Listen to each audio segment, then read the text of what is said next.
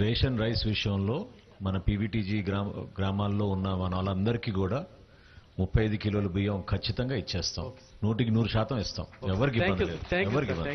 మన కూటమి ప్రభుత్వం వచ్చిన తర్వాత 5 కిలోల సిలిండర్ ని కూడా 14 కిలోల సిలిండర్ గా మార్చాం. ఆచి చికెన్ మసాలా మాకైతే ఫ్రీ గ్యాస్ కూడా ఇచ్చారు సార్. Very good. సో కూటమి ప్రభుత్వం వచ్చిన తర్వాత మాకు ఫ్రీ గ్యాస్ వచ్చింది సార్. తర్వాత మీరు మా మద్దతు రావడం అనేది చాలా సంతోషం. ఇప్పుడు దాకా ఎమ్మెల్యే కూడా మా ఊరిని విజిట్ చేసినట్టు లేదు సార్. ఎవ్వరు రాలేదు ఇంతవరకు. ఎమ్మెల్యేలు అయితే మేము పక్క నుండి వెళ్ళి అడిగినప్పుడు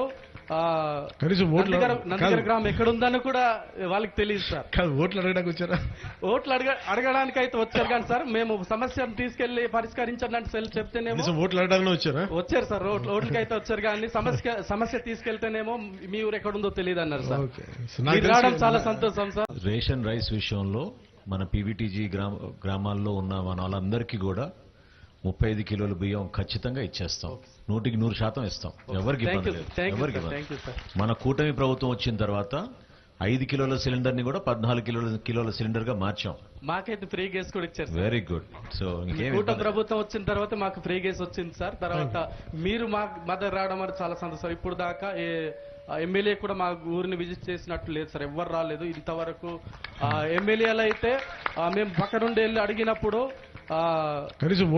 నందిగర గ్రామం ఎక్కడుందని కూడా వాళ్ళకి తెలియదు సార్. ఓట్లు అడగడానికి వచ్చారా?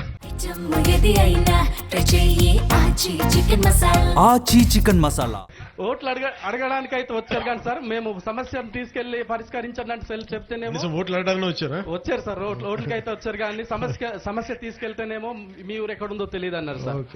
మీరు రావడం చాలా సంతోషం సార్.